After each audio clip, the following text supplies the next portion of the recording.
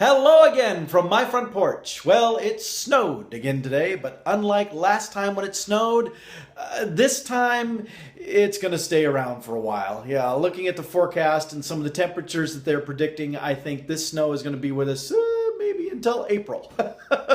It does look like it's going to get really, really cold.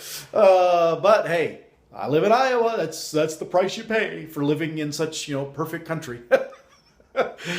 Anyway, so it's a little bit chilly, and it's not too bad that we didn't get a lot of snow. In fact, looking out in my yard, I can still see grass sticking up through it, so it's not that heavy.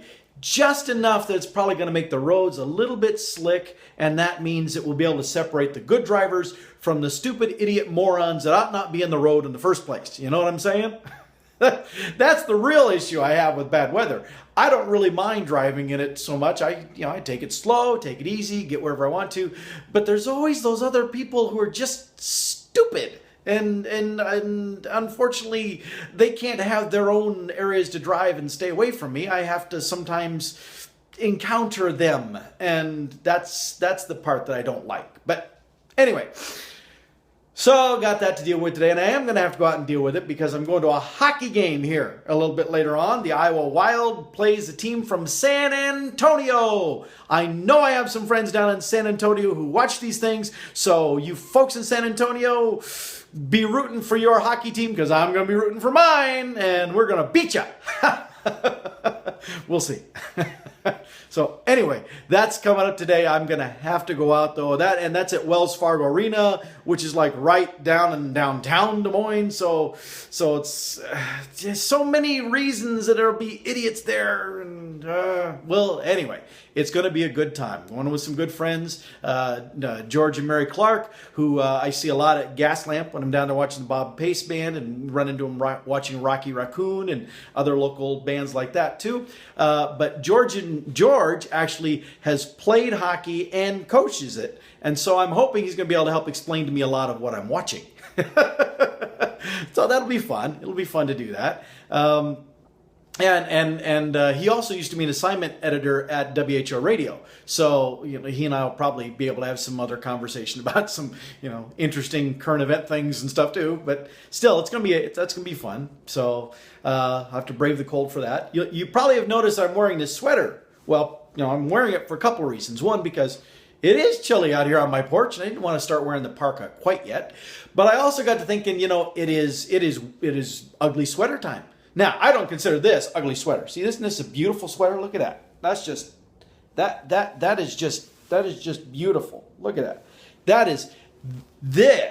This is a great looking sweater. My kids used to call this for a while it was called my dad's sweater, and then they started calling it a Cosby sweater because Bill Cosby wore those funky sweaters on the Cosby Show. Of course, now that may not be such a good connotation, so maybe dad's sweater is the better thing to call it. I tend to wear it mostly when I'm under the weather, when I'm not feeling good, because it's a nice, cozy little sweater. But yes, it does have a certain 80s look to it. But hey, I like it. It's a comfortable sweater, so I keep wearing it. But it got me thinking that this is ugly sweater time. And so, I thought, what? I'm going to put out this suggestion or request to those of you listening, at least here in the Des Moines, Iowa area, because you're within reach of me.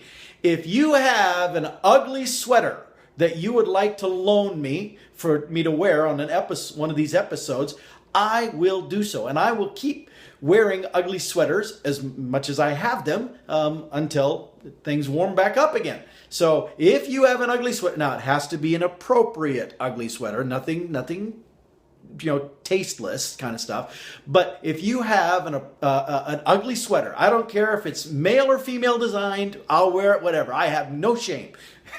It just has to fit. That's the only caveat.